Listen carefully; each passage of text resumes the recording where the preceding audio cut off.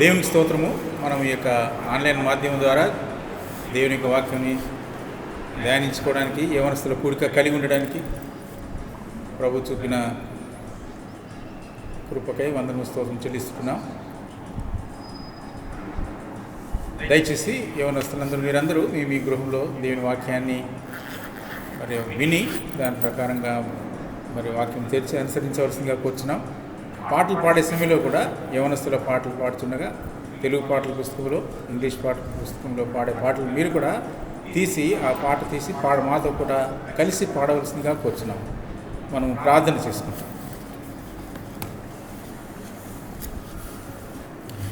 పరిశుద్ధుడైన తండ్రి, కృపల దేవ, భూమిని ఆకాశంలో ఒక మాట చేత సృష్టించిన మా ప్రియ పర్లకు తండ్రి, మీ యొక్క ఘనమైన పవిత్ర నామాన్ని బట్టి వందన స్తోత్రం చెల్లించుకుంటున్నాం. యేసు క్రీస్తు ప్రభులో మీరు మమ్మల్ని క్షమించి కడిగి శుద్ధీకరించి మీ ప్రియకుమారుని సహవాసంలో తెచ్చిన ప్రేమకే వందన స్తోత్రం చెల్లిస్తున్నాం.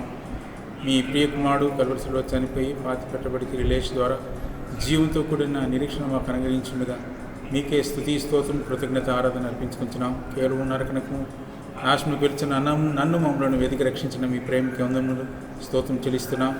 భూమి పునాదులు వేయబడుకునిపే, తల్లి గర్భంలో రూపింపబడకునిపే మా ఒక్కొక్కరి పట్ల మీరు కలిగిన మీ దయా సంకల్పాన్ని బట్టి మీ సొంత సమయంలో రక్షించి కాపాడి భద్రపరిచిన మీ ప్రేమకై వందన స్తోత్రం చెల్లిస్తున్నాం. ఈ సమయంలో మా యవన బిడ్డలందరిని బట్టి మీకు వందన స్తోత్రం చెల్లిస్తున్నాం. ప్రభా, మరి యవనస్తులకు కావాల్సిన వాక్యమును మీ దాసుని ద్వారా దయచేయండి.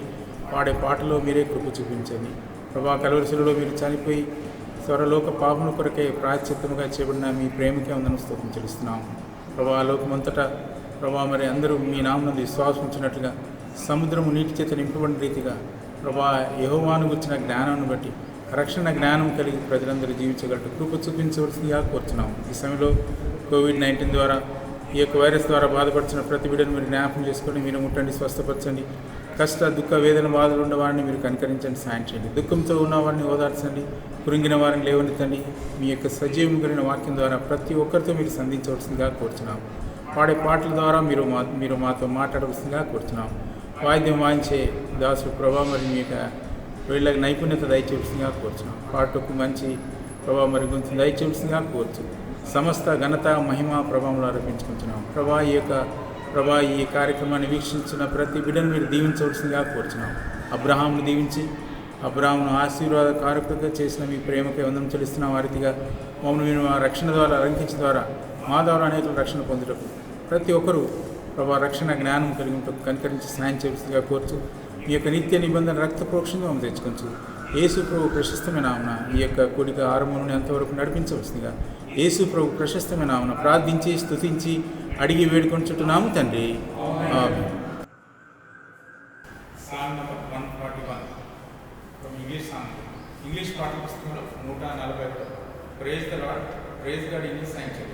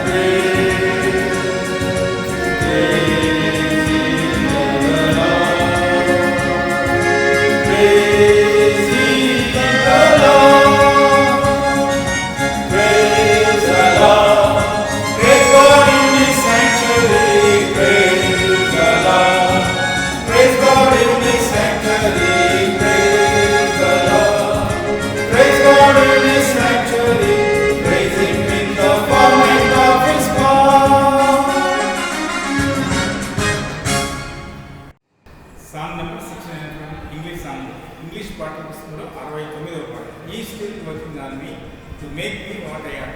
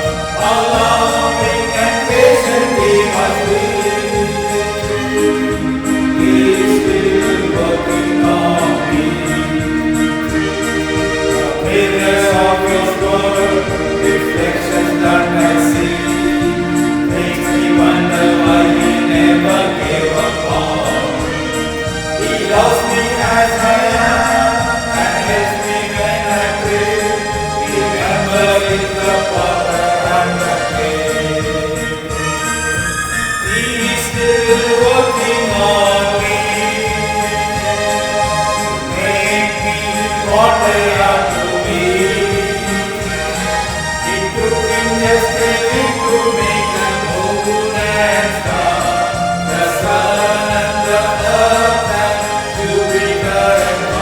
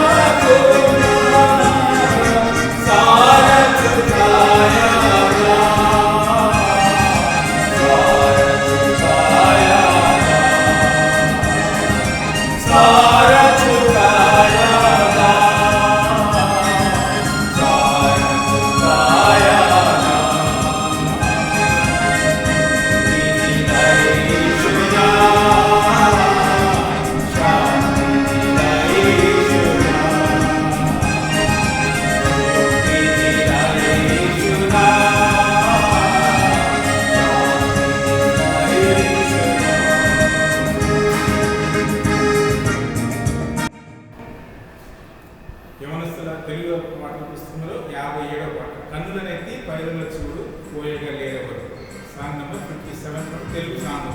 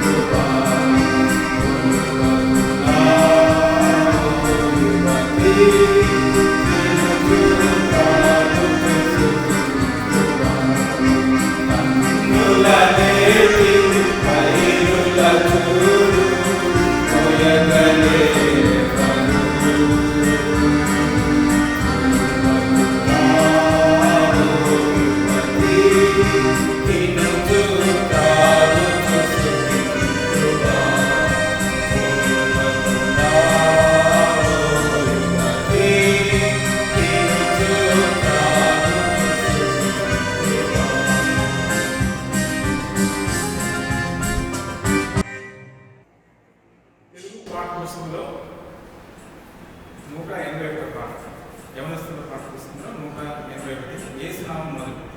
ఒకవేళ తెలుగు పాఠ్యపుస్తకంలో యవనస్తుల పాఠాలు లేకపోతే పెద్ద పాఠ్యపుస్తకంలో 227 పాఠ, యేసు నామం మనోహరం ఎంతో అధికం.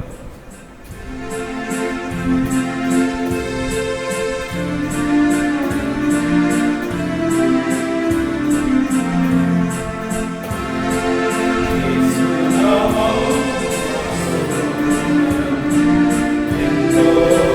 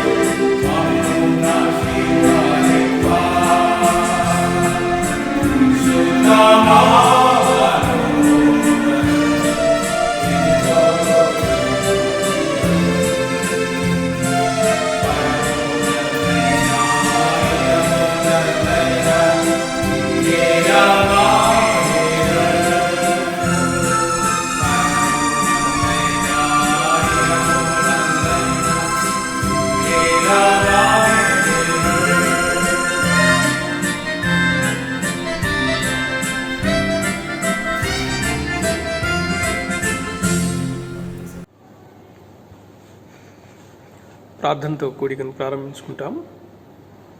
దయతో మోకరించండి, కన్ను మూసుకునండి, ప్రార్థనలో ఏకీభవించండి. ప్రేమగల తండ్రి, మహాపరిశుద్ధుడైన మా దేవ, యేసుక్రీస్తు ప్రభువారి పరిశుద్ధమైనటువంటి నామంలో ప్రభు మీ కృపా సన్నిధి యొద్దకు సిలువ రక్త ప్రోక్షణ కిందకి మమ్మల్ని మేము తెచ్చుకుంటూ ఆ రక్తంలో ఉన్నటువంటి సుఘనతను ప్రభు మా అనుభవంగా చేసుకుంటూ మీ సన్నిధికి వస్తున్నాము. ప్రభు ఈ యొక్క వాక్య సందేశము ప్రభు బోధించున్నటువంటి నాకు, వినుచున్నటువంటి ప్రియులందరికీ కూడా ఆత్మీయమైనటువంటి క్షేమాభివృద్ధి తెచ్చినట్లు సహాయపడుతురండి. మీరు మాట్లాడాలని ఉద్దేశించినటువంటి మాటలు, మీరు మాతో బోధించాలని మీరు మనసులో ఉద్దేశించినటువంటి మాటలు ఈ సమయంలో మాకు వాటిని అందజేసి పరిశుద్ధాత్మ దేవుని యొక్క కార్యము ద్వారా అంతరంగంలో మార్పును మీరే తీసుకురమ్మని మా అందరినీ సిలువ రక్త ప్రోక్షణం తెచ్చుకుంటూ మరి ఒకసారి మాకు ఇట్టి అవకాశం అనుగ్రహించిన దేవా మీకు వందనాలు చెల్లిస్తూ యేసుక్రీస్తు ప్రభువారి నామంలో ప్రార్థించి స్తుతించి అడిగి వేడుకొనుచున్నాము తండ్రి, ఆమెన్. ప్రియులారా, బైబిల్ యొక్క గ్రంథంలో, పరిశుద్ధ గ్రంథం నందు అనేక మంది వ్యక్తులు దేవుణ్ణి దర్శించిన వారు ఉన్నారు. దేవుని దగ్గరికి వచ్చి కూడా కొందరు దేవుని నుంచి మేలు ఆశించి పొందకుండా వెళ్ళిపోయిన వారు ఉన్నారు. కొందరు దేవుణ్ణి పట్టుకొని దేవుణ్ణి దేవునిగా చూసిన వారు తమ జీవితాల్లో గొప్ప ఆత్మీయమైనటువంటి మేలు, ఆశీర్వాదం పొంది వెళ్ళిన వారు ఉన్నారు. కాబట్టి మన జీవితాల్లో దేవుని యొద్దకు వచ్చుట మాత్రమే కాదు, దేవుడు ఇస్తున్నటువంటి విషయాలు, దేవుడు ఇస్తున్నటువంటి ఆశీర్వాదాలు అవి మనం స్వతంత్రించుకొనడానికి విశ్వాసముతో ప్రభు యొద్దకు రావాలి. దయతో నాతో పాటు మార్క్స్ వార్త 10వ అధ్యాయము 17 నుంచి 22 వచనాలు. మార్క్స్ వార్త 10వ అధ్యాయము 17 నుంచి 22 వచనాలు.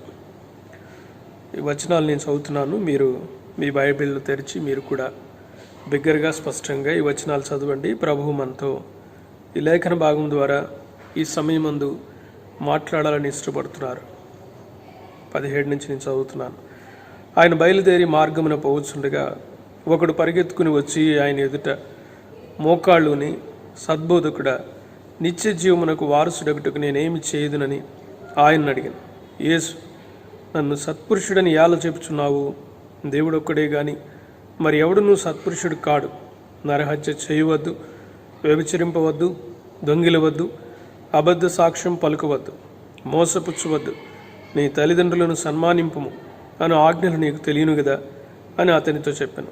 అందుకు అతడు, బోధకుడా, బాల్యము నుండి ఇవన్నీ అనుసరించుచూనే ఉంటినని చెప్పాను.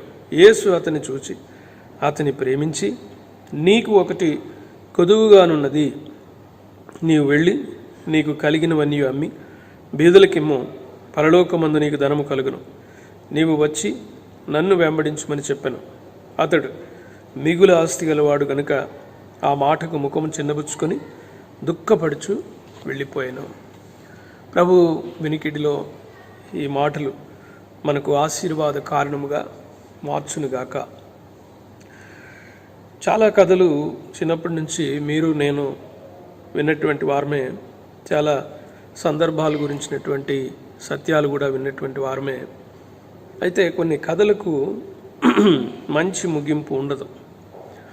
మనం కోరుకునేటువంటిది ఎలా ఉంటుందంటే, కథ ముగింపులో సంతోషం ఉండాలి, మంచిగా జరగాలి అనేటువంటి కథలు మనకి నచ్చుతాయి. అయితే ఇక్కడ మనం చూసినటువంటి ఈ లేఖన భాగంలో it is not a good ending, it is a sad ending. దుఃఖకరమైనటువంటి ముగింపుతో ఉన్నటువంటి కథనం ఇక్కడ జరిగినటువంటి సందర్భం. A tragic moment in the life of a young man. ఒక యవ్వనస్తుని యొక్క జీవితంలో జరిగినటువంటి దుఃఖకరమైనటువంటి ఘట్టము. ఈ యవనస్తుడు గురించి మనం చూడాలి అంటే, ఈ యవనస్తుడు హీఈస్ రిచ్, ధనవంతుడు, అండ్ సెకండ్లీ హీఈస్ యంగ్, యవనస్తుడు. అలాగనే థర్డ్లీ హీఈస్ రూలర్, అధికారి. మార్క్స్ వార్తలో మనం ఈ పదాలు కొన్ని మనం కనుగొనకపోయినను మత్తయి వార్త 19వ అధ్యాయంలోను, లూకాసు వార్త 18వ అధ్యాయంలోను కూడా ఈ యొక్క యవనస్తుని గురించినటువంటి మాటలు ఇదే సందర్భం, ఇదే ఘట్టం అక్కడ కూడా రాయబడింది కనుక అక్కడ మనం కొన్ని విషయాలు ఈ ప్రత్యేకమైనటువంటి వ్యక్తిని గురించి మనం అక్కడ కనుగొంటాము. యేసుక్రీస్తు ప్రభువారు పర్సనల్గా, వ్యక్తిగతంగా కలుసుకున్నటువంటి వ్యక్తులలో ఈ యవనస్తుడు కూడా ఒకటి. చాలామంది తమ జీవితాలు ప్రభువును కలుసుకున్న తర్వాత మహిమాయుక్తంగా మారిపోయాయి. అయితే ఈ యవనస్తుడు తాను ఎలా వచ్చాడో అలాగనే వెళ్ళిపోయాడు, దుఃఖంతో వెళ్ళిపోయాడు. ఈరోజు సంఘంలో ఉన్నటువంటి ప్రజలు వాళ్ళు రక్షణ పొందినట్లుగా కనబడతారు, సంఘానికి వెళుతూ ఉంటారు, బైబిల్ చదివేటువంటి వారు ఉంటారు. అయితే వారికి బైబిల్ గురించినటువంటి అవగాహన కానీ ఈ రక్షణ జ్ఞానము యథార్థమైనటువంటి విధానంలో వారి జీవితాల్లో కనబడకుండా ఉంటుంది. అది దుఃఖకరమైనటువంటి. చర్చిలో ఉంటారు, ఇంట్లో కుటుంబ ప్రార్థనలో ప్రార్థన చేస్తున్నట్లుంటారు, బైబిల్ చదువుతున్నట్టు కనబడతారు, మందిరంలో పనిచేస్తారు, తుడిచేస్తారు, పాత్రలు కడుగుతారు, సువార్త అంటే వెళతారు. ఇవన్నీ ఉంటాయి. కానీ గొప్ప విచారకరమైన విషయం ఏమిటంటే వారి హృదయాల్లో దేవుడు లేకుండానే వారు తృప్తి కొరకు, లేకపోతే మాకు దేవుడు ఇలా చేస్తే ఏదో చేస్తాడనేటువంటి ఆలోచనతో చేస్తాడు. కాబట్టి ప్రియమైనటువంటి బిడ్డలారా, ప్రభువుకు మనం ఏదైనా మొట్టమొదటిగా చెయ్యాలి అని అంటే మొట్టమొదటిగా ఈ ప్రభువును ఎరిగి ఉండి అప్పుడు చేయాలి. ప్రభువును ఎరగకుండా, ప్రభువును హృదయంలో కలిగి ఉండకుండా, దేవుడు లేకుండా నువ్వు ఎంత చేసినను అది వ్యర్థమే. దానివల్ల నీకు ప్రయోజనం ఏముండదు. మొట్టమొదటిగా యేసుక్రీస్తు ప్రభువారిని నీవు వ్యక్తిగత రక్షకునిగా చేర్చుకున్న తర్వాతనే ఏదైనా చేస్తే అది నీకును, సంఘమునకు, నీ కుటుంబమునకు, నీ తోటి వారికి, ప్రాముఖ్యంగా నీ జీవితంలో అది ఆశీర్వాదంగా ఉంటుంది. ఈ వ్యక్తి ధనవంతుడు. అదే మత్తయి వార్త, మార్క్స్ వార్త 10వ అధ్యాయం 22వ వచనంలో అతడు మిగుల ఆస్తి గలవాడు అనేటువంటి మాటను మనం చూస్తాం. తిమోతికి రాసిన మొదటి పత్రిక 6వ అధ్యాయం 10వ వచనంలో ఉంది, ధనాపేక్ష సమస్త కీడులకు మూలం, దానిని పొందగోరి తమను తాము పొడుచుకున్నారు అనేటువంటి మాట అక్కడ ఉంది. కాబట్టి ధనము శాశ్వతము కాదు. ధనము సంపాదించుటే మనిషికి ఉన్నటువంటి లక్ష్యం కాదు.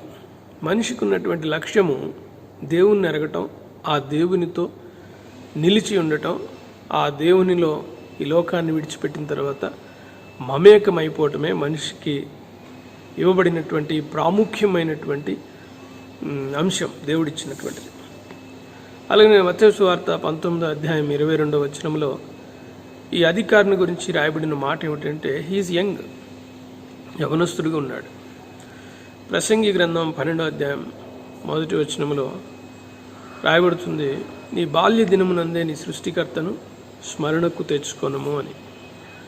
కాబట్టి నీవు ఏ వయసులో ఉన్నాను, చాలాసార్లు ఏమనుకుంటారంటే ఈ వయసు ఇంకొంచెం పైబడితే, లేకపోతే కొంచెం పెద్దవాళ్ళు అయిన తర్వాత దేవుని దగ్గరికి వస్తాను, దేవునితో మాట్లాడతాను, నాకు ఇంకా వయసు చాలా తక్కువ కదా అనేటువంటి అభిప్రాయంలో చాలామంది ఉంటారు. మీరు కొంతమంది సువార్థికుల యొక్క చరిత్ర మీరు చదివితే వారు తమ జీవితాల్లో 5వ ఏటనే రక్షణ పొందిన వాళ్ళ గురించి మనం కొన్ని టెస్టిమోనీస్ చదువుతాం. అలాగే 7వ సంవత్సరంలో ఉన్నటువంటి వారు, లేకపోతే 10 సంవత్సరాల వయసులో ఉన్నటువంటి వారు, ఈవెన్ 12, 13 ఈ ఏజ్లో కూడా చిన్న వయసులోనే ప్రభువును అంగీకరించి గొప్ప సేవకులుగా మారినటువంటి వారిని మనం చూస్తాం. కాబట్టి ప్రభువుని హృదయంలో చేర్చుకోవడానికి, ప్రభువును వ్యక్తిగత రక్షకునిగా చేసుకోవడానికి వయసుతో పరిమితి లేదు. మూడవదిగా ఇతడు అధికారిగా ఉంటున్నాడు. లూకాసు వార్త 18వ అధ్యాయం 18వ వచనంలో ఇతడు అధికారం కలిగినటువంటి వ్యక్తిగా ఉన్నాడు. ఇతనికి ఇన్ఫ్లుయెన్స్ ఉంది, పేరు ప్రఖ్యాతులు ఉన్నాయి. బహుశా ఇతడు ధర్మశాస్త్రమును ఎరిగినవాడు కనుక మనం చదివినటువంటి మార్క్స్ వార్త 10వ అధ్యాయంలో చూసిన విషయాలను బట్టి బహుశా ఇతడు సమాజ మందిరములో ఒకవేళ అధికారి అయి ఉండవచ్చు. ఎందుకంటే ఇతడు ధర్మశాస్త్రము తప్పిపోకుండా దేవుని ఆజ్ఞలన్నీ పాటిస్తున్నానని తనకు తానే ప్రభుతో చెప్పినాడు కనుక మనకు అది కూడా అక్కడ కనబడుతూ ఉంది. మూడవదిగా ఇతడు రిలీజియస్ పర్సన్ విత్ మారల్స్, మతపరమైనటువంటి వ్యక్తి, గొప్ప విలువలు కలిగినటువంటి వ్యక్తి. బాహ్యంగా చూస్తే ఈ వ్యక్తి ఇంత మంచి వ్యక్తిని మనం కనుగొనం. ఒకవేళ ఇలాంటి వ్యక్తే గనక ధనవంతుడై యవనస్తుడుగా ఉండి మంచి ఉద్యోగంలో ఉండి నైతిక విలువలు కలిగి ఉండి మంచి మతనిష్టలు కలిగి ఉన్నటువంటి ఒక యవనస్తుని కనుక ఒకవేళ మనం చర్చిలోనే కనుక కనుగొన్నాం అనుకోండి, మనకు ఎలా ఉంటుంది? ఆ యవనస్తుడు, అబ్బా ఎంత మంచిగా పెంచారండి తల్లిదండ్రులు, అబ్బా ఎంత మంచి సాక్ష్యం అండి యవనొస్తుంది, బైబిల్లో అన్నీ చెప్పగలడు, ఇంత మంచి వ్యక్తి అనేటువంటిది మనం చెప్తాం. అయితే ఈ వ్యక్తిలో దేవుడు లేడు. దేవుడు లేకుండా ఇక ఇవన్నీ ఉంటే ప్రయోజనం ఏమిటి చెప్పండి? అయితే యవనస్తుడు ఒక భూసంబంధమైనటువంటి తల్లి తన బిడ్డ ఎలాగ ఉండాలో, ఆర్థికంగా బలంగా ఉండాలి, తెలివితేటలు కలిగి ఉండాలి, అధికారి అంటే మంచి ఉద్యోగంలో ఉండాలి, మతనిష్టలు కలిగి ఉండాలి అని ఒక తల్లి తన బిడ్డను గురించినటువంటి కోరికలు ఏవైతే కలిగి ఉంటుందో అలాగే యవనస్తుడు భౌతికంగా చూస్తే బయటికి బాహ్యంగా చాలా పవిత్రంగా ఉన్నటువంటి వ్యక్తిగా ఉన్నాడు. కానీ is carrying A problem in his heart. తన హృదయంలో ఒక సమస్యను, బరువైనటువంటి సమస్యను అతడు మోస్తూ వెళుతున్నాడు. అది బయట కనబడదు ఎవరికి. తన హృదయం బయటకు కనబడదు, తన ఆలోచనలు బయటకు కనబడవు, తన మనస్సు బయటకు కనబడదు, తనకున్న దుఃఖము భారం ఇవేవి కూడా బయటికి కనబడవు. ఇప్పటివరకు మనం చెప్పుకున్నటువంటి విషయాలు, అతనుకున్నటువంటి ఆస్తిపాస్తులు కనబడతాయి, అతడు పైరూపకంగా చూపించేటువంటి భక్తి జీవితం కనబడుతుంది, అతని యొక్క నైపుణ్యత, మాటల్లో నైపుణ్యత, అతనిలో చమత్కారము, ఇవన్నీ కూడా బయటకు కనబడతాయి. అయితే తన హృదయంలో ఒక బాధ ఉంది, భారం ఉంది, అది అతన్ని వేధించి వేస్తుంది. ఏమిటది? He's not in peace with God. దేవునితో సమాధాన స్థితికి ఇంకా రాలేదు. దేవునితో సమాధాన స్థితికి రాకుండా గనక ఈ లోకాన్ని విడిచిపెడితే he's the most miserable person. ఎంతో దుఃఖంతో ఈ లోకాన్ని విడిచిపెట్టవలసి వస్తుంది. Death is inevitable. మనిషి మరణం నుంచి తప్పించుకున్న జాలడు. అందరూ కూడా చనిపోవాలి. అయితే are you prepared to die? ఒకవేళ నువ్వు చనిపోవాల్సి వచ్చిందనుకో, నువ్వు సంసిద్ధమేనా? నీ మరణాన్ని నువ్వు ఎదుర్కొనగలవా? ఈరోజే కనుక ఒకవేళ నీకు మరణం సంభవిస్తే నీవు సిద్ధపడి ఉన్నావా? ఈ లోకాన్ని విడిచిపెడతావు. విడిచిపెట్టిన తర్వాత ఇంకా అయిపోయిందని కాదు. నువ్వు వెళ్ళవలసినటువంటి రాజ్యం ఒకటి ఉంది, నువ్వు ఉండవలసినటువంటి ప్రదేశం ఉంది, నీ ఉనికి ఉంటుంది. నీ భూమి మీద పుట్టిన తర్వాత నీ ఉనికి ఇంకా శాశ్వతంగా ఉండిపోతుంది. భూమి మీద కొంతకాలమే ఉంటావు, తర్వాత ఒక లోకం ఉంటుంది, అది శాశ్వత లోకం. ఒకటి శాశ్వతంగా ఉండేది దేవుని రాజ్యం, ఇంకొక శాశ్వత లోకము నరకము అగ్నిగుండం.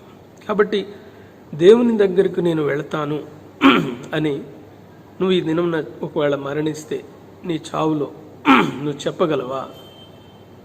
దీని దగ్గర నీకు జవాబు ఉందా? నువ్వు ఈ విషయాన్ని ఖచ్చితంగా ఈరోజు నేను చనిపోతే, ఈ క్షణంలో చనిపోతే దేవుని దగ్గర ఉంటానండి అని నువ్వు చెప్పగలవా? ఒకసారి ప్రశ్నించుకో. ఇంకో విషయము, ఇలాంటి భారం కలిగినటువంటి ఈ యవనస్తుడు he comes to A right person in his life. తన జీవితంలో సరైనటువంటి వ్యక్తి దగ్గరికి వచ్చాడు.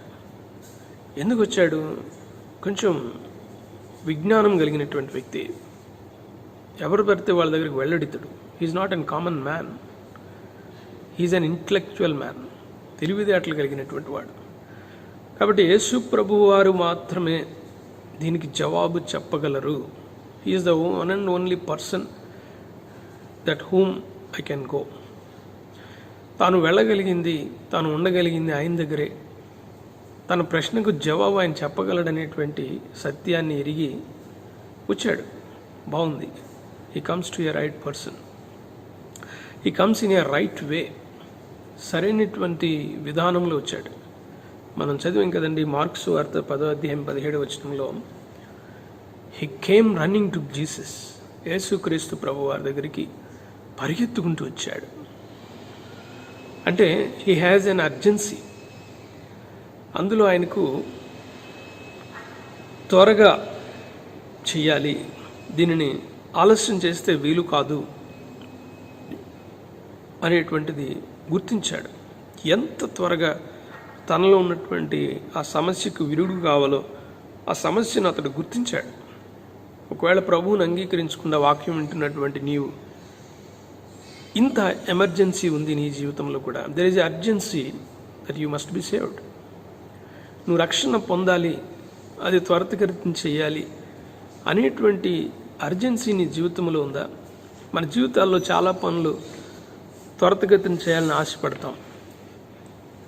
టైం లిమిట్లు ఉంటాయి, ఇవి ఈ టైంలో పూర్తి చేయాలి, ఈ టైంలో చేయాలి అని చాలా విషయాలకే మనం తొందరపడుతూ ఉంటాం.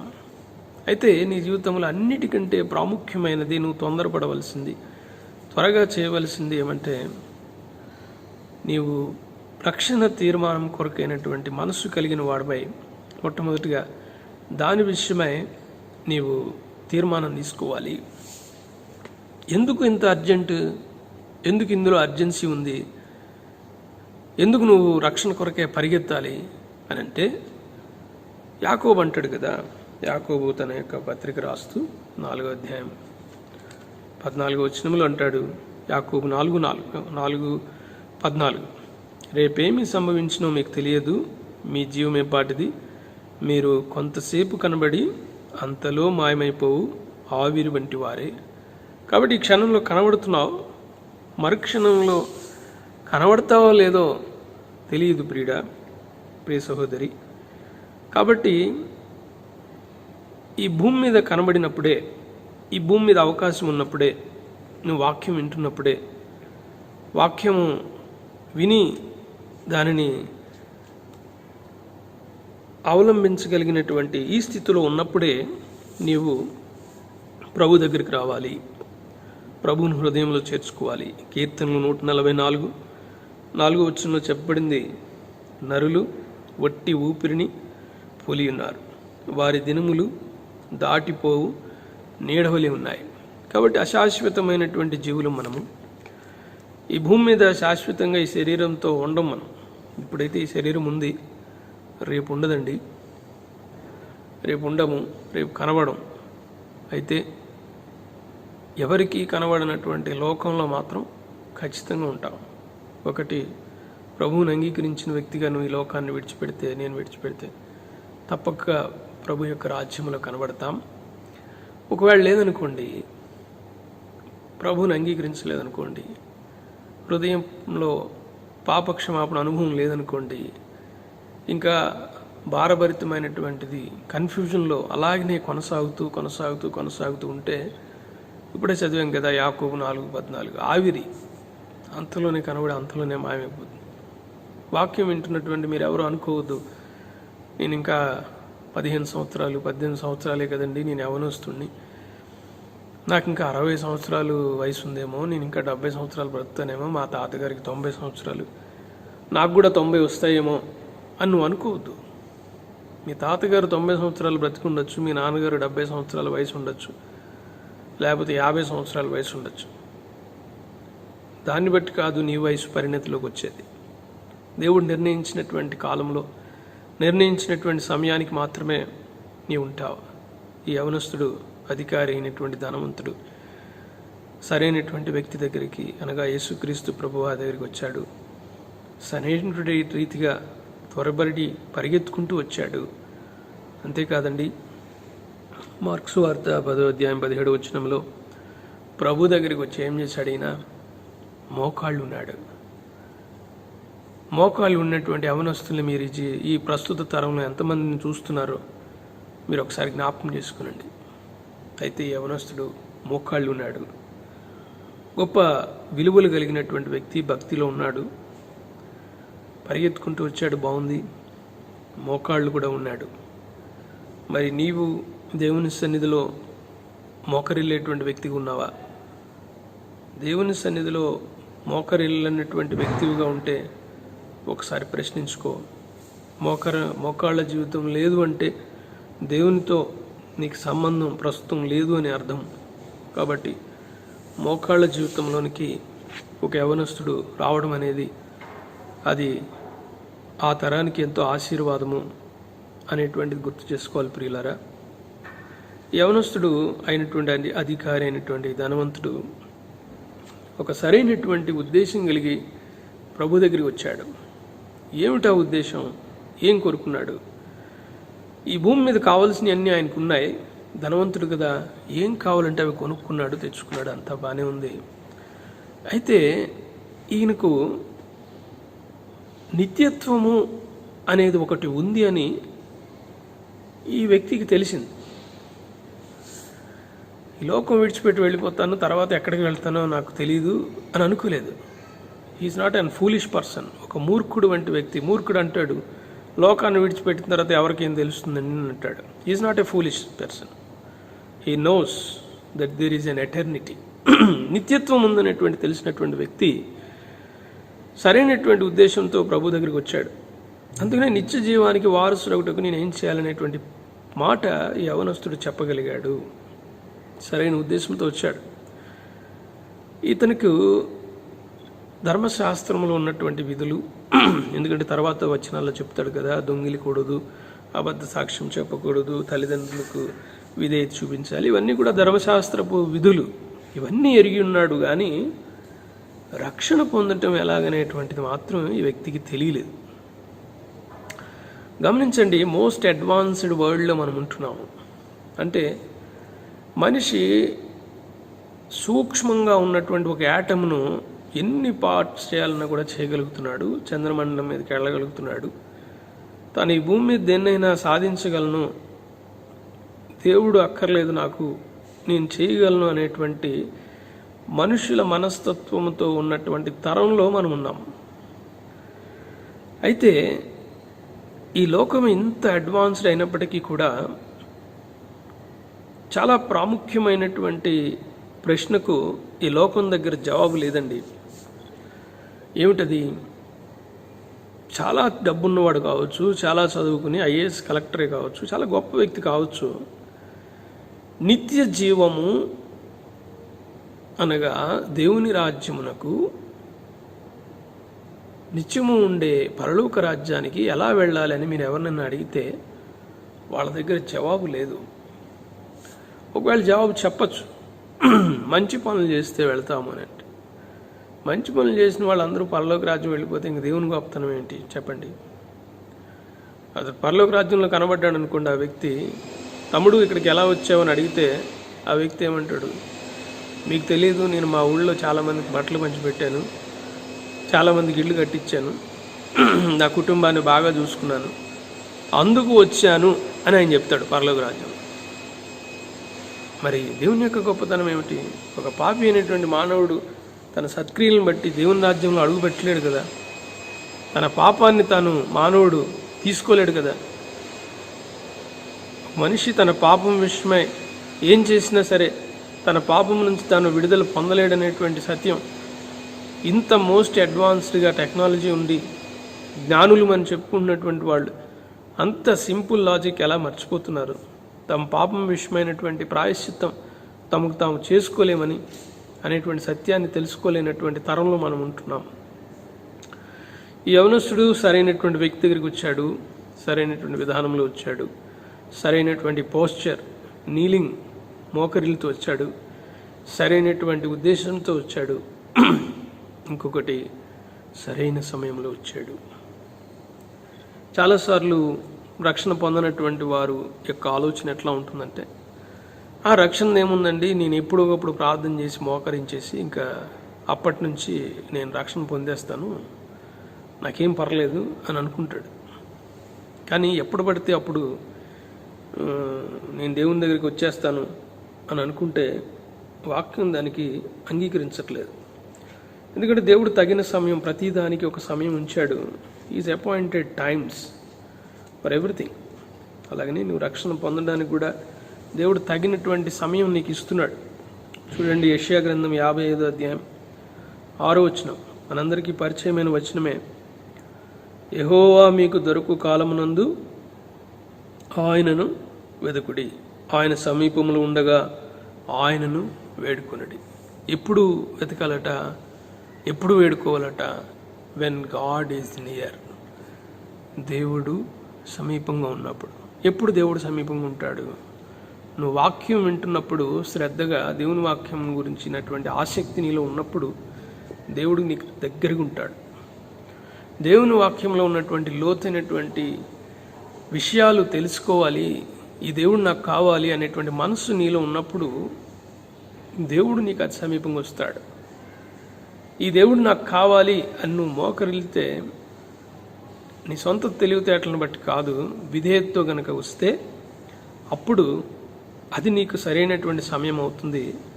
దేవుడు తప్పక నిన్ను తన కుమారుడిగా లేక సహోదరి తన కుమార్తెగా ప్రభు తన యొక్క రక్షణను నీకు ఇచ్చి, నీకు పాపక్షమాపణ ఇచ్చి, తన రాజ్య వారసులుగా రాజులైనటువంటి యాజక సమూహంలో నిన్ను కూడా ఒక వ్యక్తిగా దేవుడు ఆశీర్వదిస్తాడు. ఇంకొకటి, ఈ వ్యక్తి ఏమనుకున్నాడనగా, ఈ ఎవరు ధనవంతుడైనటువంటి యవనస్తుడు, అధికారి అయినటువంటి యవనస్తుడు ఏమనుకున్నాడంటే, ఏదైనా చేసి రక్షణ సంపాదించవచ్చు అని అనుకుంటారు.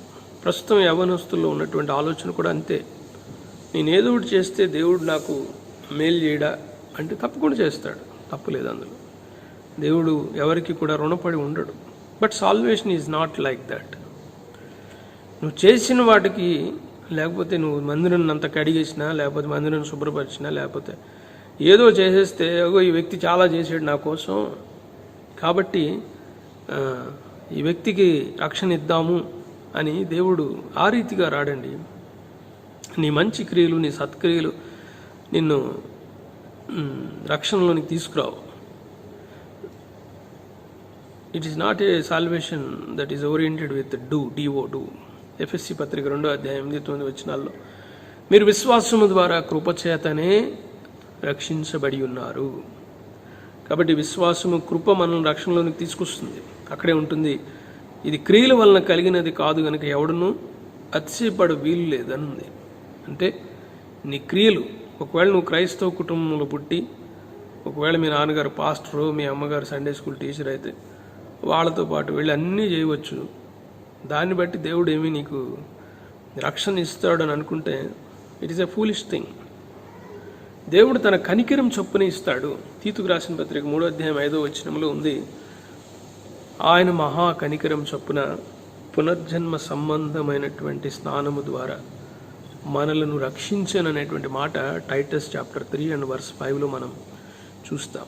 గమనించాలి, మనది డూ రిలీజియన్ కాదు, it is a done religion. అంటే ఏదో చేస్తే పుణ్యం వస్తుందనేటువంటిది కాదు క్రైస్తవత్వం. It was finished.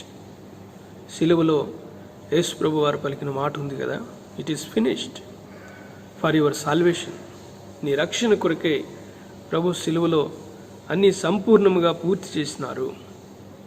అపోస్తుల కార్యములు 16వ అధ్యాయంలో చెరసాల నాయకుడు పౌలు యొక్క సువార్త పాటలు విని అతని ఓర్పును అన్నీ కూడా తెలుసుకుని, ఆ పాటలో విన్నాడేమో రక్షణ గురించినటువంటి సునాదము. అడిగాడు, చెరసాల నాయకుడే అధికారి అడిగాడు, ఏమిటి అయ్యలారా, రక్షణ పొందుటకు నేనేమి చేయవలను? పౌలు ఏమన్నా నువ్వు మోకాళ్ళతో మెట్లెక్కు, లేకపోతే పలానా కొండ మీదకి వెళ్ళు అని చెప్పాడా? ఏమన్నాడు ఆయన? Believe on the Lord Jesus Christ. ప్రభు అయిన యేసునందు విశ్వాసం ఉంచుము, అప్పుడు నీవును నీ ఇంటి వారును రక్షణ పొందుతారు. A small belief will bring a great change in your life. ఒక చిన్న విశ్వాసపు కోణం నీ జీవితంలో ఈ ప్రభువు పట్ల నిన్ను గొప్ప రక్షణకు పాత్రునిగా చేస్తుంది. ఇప్పుడు కూడా మారలేదండి రక్షణ యొక్క క్రమం. తరాలు మారుతున్నాయి, పద్ధతులు మారుతున్నాయి, మనుషుల యొక్క పోకళ్ళు మారుతున్నాయేమో కానీ నూతన నిబంధనలో రక్షణ పొందినటువంటి క్రమం మాత్రం ఈ 2000 సంవత్సరాలుగా కూడా ఎక్కడా కూడా మారిపోలేదు. నీవు రక్షణ పొందాలని ఆశపడితే నువ్వు వచ్చి సిలువలో చేయబడినటువంటి సంపూర్ణ కార్యం మీద ఆధారపడాలి, కానీ నువ్వు చేసినటువంటి కార్యాల మీద ఆధారపడి నువ్వేదో పొందుదాం అనుకుంటే అది వీలు కానటువంటి పరిస్థితి. చాలామంది నాకు బహుమానంగా దేవుడు జీతముగా అంటే it's like people think that salvation is reward. No, it is not reward, it is a free gift from God. రక్షణ నువ్వు చేసిన దానికి దేవుడు ఇచ్చేటువంటి జీతం కాదు, ఉచితంగా దేవుడు ఇచ్చేటువంటి వరం. ప్రియులారా గమనించండి, it is a free gift from God. దేవుడిచ్చేటువంటి వరం ఉంది కదా. రోమా 6:23 మనందరికీ పరిచయం కదా ఈ వచనం. ఏలైనగా పాపం వలన వచ్చు జీతం మరణము, అయితే దేవుని కృపావరము మన ప్రభు అయిన యేసుక్రీస్తునందు నిత్య జీవం. అయితే దేవుని కృపావరం, it is a gift from God. It is a gracious gift from our God. దేవుడు తన యందు విశ్వాసముంచు వారికి, అనగా తన కుమారుని శిలువ కార్యమునందు విశ్వాసముంచు ప్రతి ఒక్కరికి కృపాసహితముగా అనుగ్రహించేటువంటి ఉచితమైనటువంటి బహుమానమే గొప్ప రక్షణ. ఇది మీ యొక్క మనసులో సింక్ చేసుకోండి. You cannot attain salvation by good works or good deeds. Church అంతా కూడా మిమ్మల్ని మెచ్చుకోవచ్చు, మీ తల్లిదండ్రులు మెచ్చుకోవచ్చు, మీ కాలనీ వాళ్ళు మెచ్చుకోవచ్చు, మీ టీచర్స్ లెక్చరర్స్ మెచ్చుకోవచ్చు. Being a good person, it is good, బాగానే ఉంది, అలానే ఉండు. కానీ నీ సత్ప్రవర్తన బట్టో, నీ సత్క్రియలను బట్టో, ఒక క్రైస్తవ కుటుంబంలో పుట్టావనో, లేకపోతే క్రైస్తవ భక్తి మర్యాదలతో పెరుగుతున్నావనో నీకు రక్షణ కలగదు. యేసుక్రీస్తు ప్రభునందు విశ్వాసం ఉంచటం వలననే రక్షణ కలుగుతుంది. It is A done religion, it is not A do religion. కాబట్టి ఈ సత్యాన్ని నీ మనసులో పెట్టుకుని, ఒకవేళ ఇంకా ప్రభువును నీ సొంత రక్షకునిగా హృదయంలో చేర్చుకొననటువంటి స్థితిలో ఉంటే ప్రభు ఈ తరుణం ఇస్తున్నాడు. చూశాం కదా 44:5 యెషయాలో, యెషయా 55:6 ఏమనుంది? యెషయా 55:6లో ఆయన సమీపంగా ఉన్నప్పుడే ఆయన్ను వెతకాలి, వేడుకోవాలి. కొంచెం ముందుకు వెళదాం. మార్క్స్ వార్త 17వ అధ్యాయం.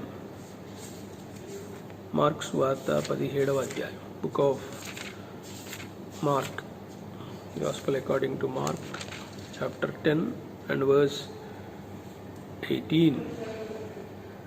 ఈ వ్యక్తితో ప్రభువుకు మధ్య జరిగినటువంటి కన్ఫ్రంటేషన్ అంటే ఒకరిని ఒకరు ఎలా ఎదుర్కొన్నారు, మాటలలో ఏమి సంభాషణ జరిగింది. యేసు ప్రభు వారు అంటున్నారు, నన్ను సత్పురుషుడని ఎలా చెప్పుచున్నావు? దేవుడు ఒక్కడే కానీ మరి ఎవడును సత్పురుషుడు కాడు. యేసు ప్రభు వారు దేవుడే కదా, మరి దేవుడు ఒక్కడే కానీ మనుషుడు సత్పురుషుడు కాడని ఈ వ్యక్తితో ఈ పరిస్థితులు ఎందుకు చెప్పారు అంటే, ఈ వ్యక్తి దైవత్వంలో ఉన్నటువంటి దేవుని కుమారుణ్ణి తన ముందు పెట్టుకుని ఆయన్ని దేవునిగా అతడు గుర్తించక మానవుడుగానే చూస్తున్నాడు. అందుకని ఆయన మాస్టర్, టీచర్ అనేటువంటి పదాలు ఈ వ్యక్తి వాడాడు. సద్బోధకుడా, రబ్బూని అనేటువంటి పదాలు ఈ వ్యక్తి పలికినట్టుగా మనం చూస్తాం.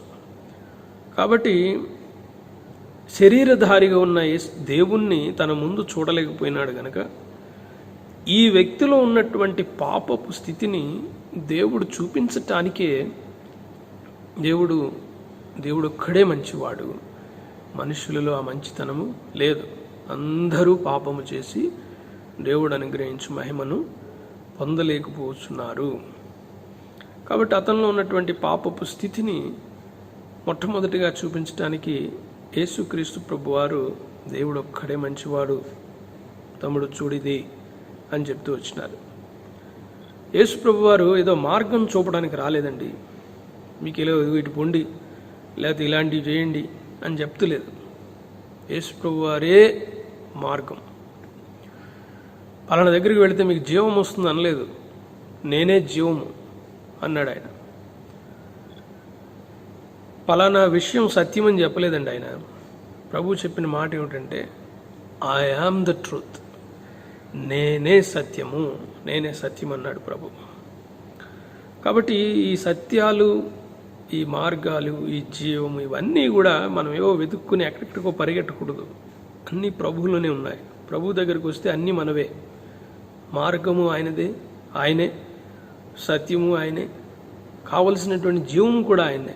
ఆయన్ని పట్టుకుంటే అన్నీ వచ్చినట్లే. ఈ యవనస్తుడికి యేసుక్రీస్తు ప్రభువారు గుర్తు చేశారు, దేవుడు ఒక్కరే మంచివారు. కాబట్టి మనుషులందరూ కూడా పాపంలో ఉన్నటువంటి వారు. హృదయము అన్నిటికంటే మోసకరమైనది, ఘోరమైనటువంటి వ్యాధి గలది. దానిని గ్రహించగలిగినటువంటి వాడేవాడు. మనుషులందరూ కలిగి ఉన్నటువంటి హృదయం అది సమస్త ప్రజానికానికి లెక్కలోకి వచ్చినటువంటిదే. అందరూ కూడా త్రోవ తప్పి ఏకముగా పనికి మానవారైపోయారని రోమాపత్రిక 3వ అధ్యాయం 10 నుంచి 12 వచనంలో ఉంటుంది. The heart of the problem is the problem with the heart. సమస్యకు గుండెకాయ ఏమిటంటే, ఉన్న సమస్య, పాపం యొక్క సమస్య యొక్క గుండెకాయ అంటే the heart of the problem is a problem with the heart. మన హృదయముతోనే సమస్య ఉంది. ఆ సమస్యను పరిష్కరించుకోవాలి. రోమీలకు రాసిన పత్రిక 10వ అధ్యాయంలో ఒక మాట చూద్దాం. రోమా 10, రోమా 3 గమనించండి. రోమీలకు రాసిన పత్రిక 3వ అధ్యాయము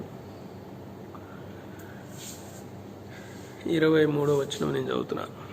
ఏ భేదమును లేదు, అందరూ పాపము చేసి దేవుడు అనుగ్రహించు మహిమను పొందలేకపోతున్నారు. 12వ వచనం, అందరూ త్రోవ తప్పి ఏకముగా పనికి మాలిన వారేరి మేలు చేయవాడు లేవు, ఒక్కడు కూడా లేడు. అందరూ త్రోవ తప్పి పనికి మాలి వారయ్యారంటే, త్రోవ అనేది ఒకటి ఉందండి.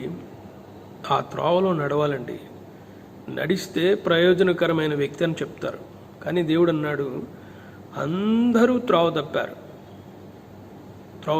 మీరు అడవిలో మార్గాలు చూడండి, పాదములు కాళ్ళు తగిలి తగిలి తగిలి తగిలి ఒక మార్గం ఏర్పడుతుంది. దిట్టమైనటువంటి అడవిలో కూడా అక్కడ ఉన్నటువంటి కోయోళ్ళు కానీ ఆయా జాతుల ప్రజలు వాళ్ళు నడకదారి ఒకటి చేసుకుంటారు. నడుస్తున్నప్పుడు నడుస్తున్నప్పుడు నడుస్తున్నప్పుడు ఏమవుతుంది, అది ఒక నడకదారిగా కనబడుతుంది. మీరు ఆ దారి పట్టుకుంటే ఏదో ఒక గ్రామం చేరతారు, ఏదో ఒక పట్టణం చేరతారు, లేకపోతే ఒక ప్రదేశానికి చేరతారు. గమనించండి. ఒకవేళ ఉన్నటువంటి ఆ నడకదారి వదిలేసి ఆ అడవి అయితే ఏముంది నాకేం తెలియదు, నా దగ్గర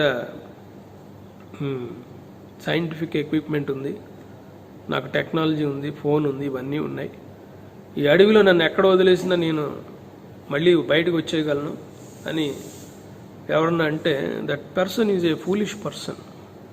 నో, మార్గములో లేకపోతే నువ్వు పనికి మాలిన వాడు అయిపోతావు. దేవుని యొక్క వాక్యం చెప్పిన మాట అది. మార్గములో లేకపోతే పనికి మాలిన అంటే వేస్ట్ ఫెలో అని అర్థం. ఎందుకు పనికి రాకుండా పోతావు? అందరూ మార్గం తప్పారు. ఏమిటా మార్గం? He's the way. యేసు ప్రభు వారి దగ్గరికి రాని ప్రతి వ్యక్తి కూడా, ప్రభువును హృదయంలో పొందనటువంటి వ్యక్తి, అంటే మార్గంలో లేని వ్యక్తి, is a waste fellow, good for nothing. ఎందుకు పనికిరాడు. కనబడవచ్చు, కార్లలో కనబడవచ్చు, బంగ్లాల్లో కనబడవచ్చు, చమత్కారంగా మాట్లాడవచ్చు, నవ్వడానికి చక్కగా జోకులు వేయచ్చు, అసలు ఆయన దగ్గర కూర్చుంటే సమయమే తెలియదండి అని 10 మంది నేను మెచ్చుకోవచ్చు. But that is not the point. That is not the important thing. There is a problem in your heart. నీ హృదయంలో సమస్య ఉంది. ఆ సమస్యకు పరిష్కారం యేసుక్రీస్తు ప్రభువారే. చాలాసార్లు మనం చేసేటువంటి క్రియల ద్వారా మనకి ఏదో వచ్చేస్తుందని అనుకుంటాం. నో, రాదు. రక్షణ ఉచితమైన వరం, అది దేవుడిస్తాడు, నువ్వు అడగాలి, విశ్వాసం ఉంచాలి. ఇవన్నీ బైబిల్ క్రమం. ఇప్పుడు ఒక పందిని గురించినటువంటి ఉదాహరణ మనకు చాలాసార్లు వినిపిస్తారు కదా. ఏమిటది? మీరు మంచిగా ఒక పందిని తీసుకొచ్చి దానికి మంచిగా స్నానం చేయించి, మనం చూస్తూ ఉంటాం కదా, జంతువులు కూడా బట్టలు కుట్టి వేస్తూ ఉంటారు, గొలుసులు ఆభరణాలు వేస్తారు, అన్నీ చేస్తారు కదా. మీరు బాగా మంచి సెంటు కొట్టి బురదగుంట్లో ఉన్న పందిని తీసుకొచ్చి బాగా వాష్ చేసి, అసలు ఇది పుట్టినప్పటి నుంచి ఇంట్లోనే ఉందా అన్నట్లుగా మంచిగా అలంకరించి మంచిగా చేసిన తర్వాత దానికి మీరు బెల్ట్ ఇప్పేసి చూడండి. బెల్ట్ మీ చేతిలో, అది మెడకు ఉండి ఆ బెల్ట్ మీ చేతిలో ఉన్నంత వరకు మీతో తిరుగుతుంది. పంది కదా, మీరు బెల్ట్ ఇప్పి చూడండి, మళ్ళీ ఎక్కడికి వెళ్తుంది? అబ్బో, నన్ను ఇంత బాగా స్నానం చేయించారు, మంచి చిన్న గదిలాగా కూడా కట్టారు, నాకు మంచి మెత్తని పరుపు వేశారు, నేను ఇక్కడ ఇంట్లోనే ఉంటానని అనుకోదు. బెల్ట్ తీసిన వెంటనే ఎక్కడికి వెళ్ళిపోతుంది? బురదలోకి వెళ్ళిపోతుంది.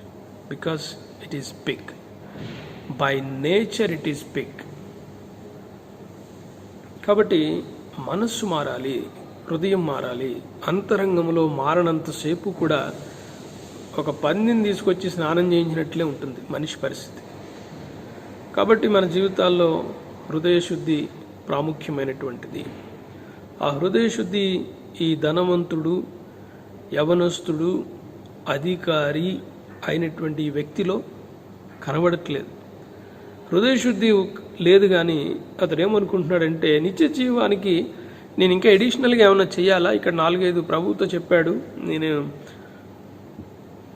నేను తల్లిదండ్రులను సన్మానిస్తున్నాను, ఇవన్నీ కూడా చిన్ననాటి నుంచే చేస్తున్నాను ప్రభువా, ఇంకా అడిషనల్గా ఏమన్నా చేయాలంటే కూడా చెప్పండి అన్నట్టు చాలా సులువుగా అడిగేశాడు.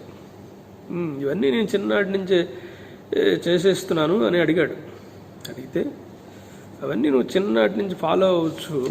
అయితే ప్రియులారా, మీరు చిన్ననాటి నుంచి మంచితనం అనేటువంటి ఒక ముసుగులో మీరు జీవించవచ్చు, కానీ మీ హృదయాన్ని ప్రభువుకి ఇవ్వనంతసేపు, ప్రభు కొరకు మీ హృదయాన్ని అర్పించినంతసేపు కూడా మీరు రక్షణను పొందలేరు, రక్షణలో కొనసాగలేరు. కాబట్టి ఒక పాపికి ముఖ్యమైనటువంటి అవసరత రక్షకుని అవసరత. ఈ ప్రపంచానికి రక్షకుని అవసరత ఉంది. చాలా మంచి మాట ఒకటి ఉంటుంది, మార్క్స్ వార్త 10వ అధ్యాయము 21వ వచనము. నాకు చాలా నచ్చిన మాట ఇది. యవనస్తుడు రక్షణ లేనటువంటి వాడు, వేటిను వెతుకుతున్నవాడు, ఏదో కావాలనుకున్నవాడు కదా. He has some short Cummins in his life. కొన్ని కొరతలు ఉన్నాయి. అయితే రాయబడిన మాట చూడండి, ఎంతో చక్కని మాట. యేసు అతన్ని చూచి అతని ప్రేమించి. వాక్యం వింటున్నటువంటి ప్రియ సహోదరి సహోదరులారా, మీరందరితో నేను చెప్తున్న మాట ఏమిటంటే, మీ కుటుంబం మిమ్మల్ని రిజెక్ట్ చేయొచ్చు, మీరు చేసినటువంటి పని తెలిస్తే మీ స్నేహితులు మిమ్మల్ని దూరం పెట్టచ్చు, ఇవన్నీ జరగచ్చు. బట్ రియాలిటీ, వాస్తవం ఏంటంటే, యేసు ప్రభువారు ఈ క్షణంలో, ఈ సమయంలో నువ్వు ఎటువంటి స్థితిలో ఉన్నను ప్రభు ఇస్తున్నటువంటి సువార్త సత్యము, హీ స్టిల్ లవింగ్ యూ. ఆయన ప్రేమిస్తున్నాడు. యేసు ప్రభువారు చివరిగా ఈయనకి 3 విషయాలు చెప్పారు. ఇంకో 2 నిమిషాల్లో మనం ముగించుకోబోతున్నాం. ఒకటి, నీ యొక్క ఆస్తిని అమ్మి బీదలకు ఇచ్చేయమన్నాడు. That is the main problem in this person. ఈ యవనస్తుల్లో ఉన్నటువంటి సమస్య ఏమిటంటే ఆస్తి. అతను మిగిలిన ఆస్తి గలవాడు కనుక అనేటువంటి మాట ఉందండి 22వ వచనంలో, 10:22 మార్కులో. ఆస్తి ఆయనకు సమస్య ఉంది. ఏమిటి? నిత్య జీవాన్ని పొందుకున్నట్లు ఆయన ఆస్తి ఆపేస్తుంది ఆయన. అందుకని యేసుప్రభు వారు చెప్పారు, యేసుప్రభు వారు నీకు ప్రభువుగా ఉండాలంటే అన్నిటికీ నీ వీపును చూపించి ప్రభు తట్టు తిరిగితేనే ఆయన నీకు ప్రభువు, లేకపోతే కాదు. నువ్వు సమస్తాన్ని విడిచిపెట్టాలి అని ప్రభు చెప్పారు. మత్తయి సువార్త 6:24లో నువ్వు ఇద్దరు యజమానులకు దాసుడిగా ఉండలేవు అని చెప్పారు ప్రభు.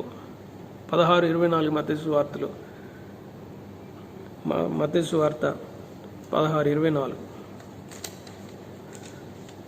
నీ సిలువను ఎత్తుకుని నన్ను వెంబడించమని ప్రభు చెప్పారు.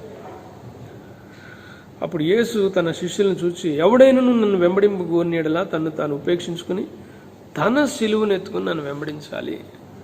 అంటే ఇంకా నా ఇష్టం లేదు, ఇంకా నా చిత్తం ఉండదు. సిలువను ఎత్తుకున్న వ్యక్తికి ఏముంటుంది చెప్పండి? ఇంక చనిపోయేటప్పుడు ఆయనకి ఏమన్నా డబ్బు కావాలా, ఆయనకి ఏమైనా ఆస్తిపాస్తులు కావాలా? ఒక సిలువ మోసుకెళ్తున్నాడు, ఎండ ఏమిటి? ఇంకా ఆయన సిలువకు ఇంక చంపేస్తారు కదా, ఇంక చనిపోతాడు. చనిపోయిన వ్యక్తే ఇంక సిలువ మోస్తున్నాడంటే సగం చనిపోతాడు వ్యక్తి. అక్కడికే దెబ్బలు తిని అన్నీ కూడా. ఇంకా చివరి దశలో ఉన్నటువంటి వ్యక్తికి ఇంకేం కావాలి చెప్పండి? ఇంకేం వద్దు కదా, ఆయనకి అయిపోయింది. ఇక అన్నీ కూడా దేవుడే.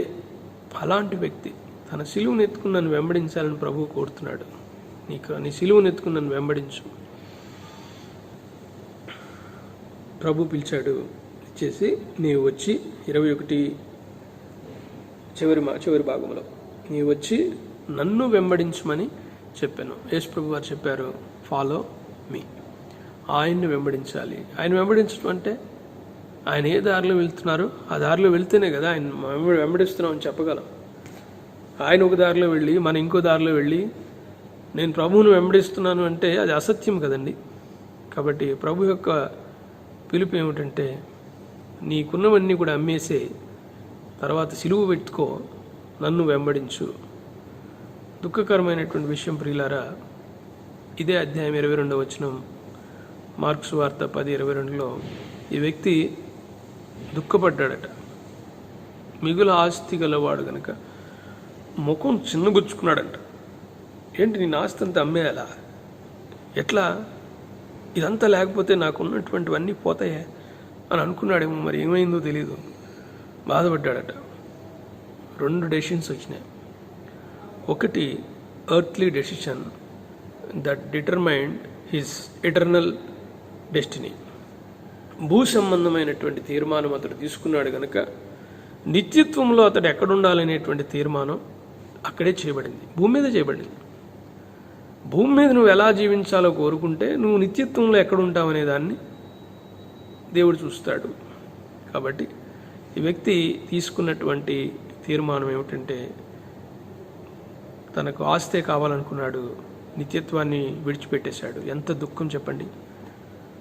ఒకవేళ ప్రభువు చెప్పినట్లుగా తనంత ఆస్తిని విడిచిపెట్టి తన సిలువను ఎత్తుకుని ప్రభువును వెంబడించి ఉంటే ఒకవేళ గొప్ప అపోస్తులుడు అయ్యేవాడేమో, తర్వాత పత్రికలు రాసేవాడేమో, లేకపోతే పౌలుతో పాటు కలిసి తిమోతి ఒక యవనస్తుడే కదా, టైటస్ తీతు కూడా ఒక యవనస్తుడే కదా, ఆయనతో పాటు సేవ చేశాడు కదా.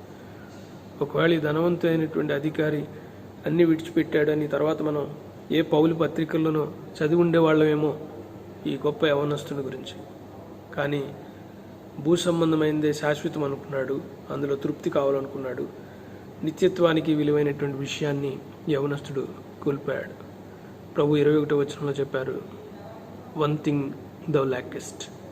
ఒకటి నీకు కొదువుగా ఉంది. ఏమిటది? నీకు ఒకవేళ డబ్బు ఉండొచ్చు, పొజిషన్ ఉండొచ్చు, ఒక యవనస్తుడిపై ఉండొచ్చు, అందం ఉండొచ్చు, ఆరోగ్యం ఉండొచ్చు, చదువు ఉండొచ్చు, ఇవన్నీ ఉండొచ్చు. ఏదైనా నువ్వు పేరు పెట్టు. అయితే యేసు ప్రభు వారు లేకపోతే ఏమున్నను నీకు వ్యర్థమే. ఆయన లేకుండా నువ్వు ఒక్క నిమిషం కూడా ఇప్పటి నుంచి ఉంటే నీ జీవితం వ్యర్థమే. ప్రభువును ఎదుర్కొని సంధించేటువంటి దినం ఇది. నీ హృదయంతో ప్రభువు మాట్లాడుతున్నాడు.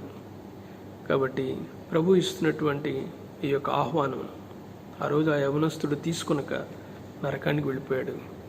నీవు ప్రభు యొక్క ఆహ్వానమును తృణీకరించక, ప్రభు కృపలో నేను పిలుస్తున్నప్పుడు ఆహ్వానానికి విధేయత చూపిన వాడివై లోబడుతూ, ప్రభువా మీరు ఆ యవనస్తుని పిలిచిన రీతిగా ఈరోజు నన్ను పిలిచారయ్యా.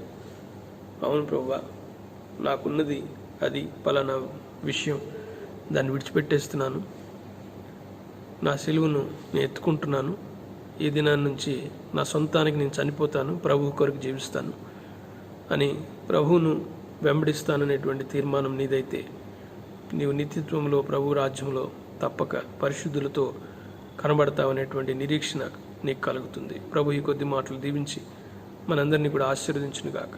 చిన్న ప్రార్థన చేసుకుందాం. ప్రేమగల తండ్రి, ఇచ్చినటువంటి వాక్యాన్ని బట్టి వందనాలు. మా హృదయాలు సంపూర్ణంగా తెరవండి. మీరు లూదియా హృదయం తెరిచినప్పుడు, ఆమె దేవుని వాక్యం విన్నప్పుడు ఆమె జీవితంలో గొప్ప కార్యం, పౌలు బోధించినటువంటి సువార్త ఆమెను నిత్యత్వానికి చేర్చింది. కాబట్టి మీ జీవ మాటలు మార్క్స్ వార్త 10వ అధ్యాయం 17 నుంచి 22లో యవనస్తుడు ఏ రీతిగా ప్రభు దగ్గరికి వచ్చి కూడా ప్రభు చెప్పినటువంటి మాటకు వెనుకంజ వేసి వెంబడించక నిత్యరాజ్యాన్ని కోల్పోయాడనేటువంటి సత్యాన్ని చూశాం.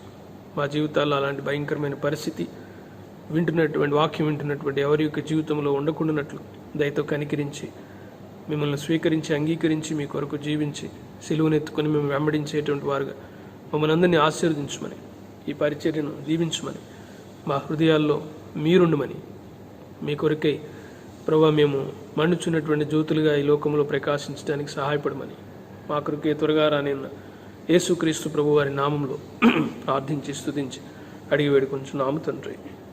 ఆమేన్. Praise the Lord. చివరి ఆశీర్వాదంతో మనము ఈ కూడిక ముగించుకుంటాం. తండ్రి అయిన దేవుని ప్రేమయు, కుమారుడైన యేసుక్రీస్తు ప్రభు వారి కృపయు, పరిశుద్ధాత్మ దేవుని యొక్క అన్యోన్య సహవాసము ఇప్పుడు ఎల్లప్పుడూ సర్వలోకిన చెందిన విశ్వాసులకు ఈ యొక్క కార్యక్రమం వీక్షించిన ప్రతి బిడ్డకు తోడైండును గాక. ఆమేన్. దయచేసి అందరికి వందనములు. ఈ యొక్క ఆన్లైన్ మాధ్యమం ద్వారా దేవుని వాక్యం వినుటకు ప్రభు ఇచ్చిన ఈ యొక్క తరుణాన్ని బట్టి వందనం చెల్లిస్తున్నాం. ఈ యొక్క కార్యక్రమం మీరు ఎటతెగ వీక్షించి మీ స్నేహితులకు మరి ఇరుగు వారికి కూడా దయచేసి తెలియపరచవలసిందిగా కోరుచున్నాం. అందరికీ వందనములు.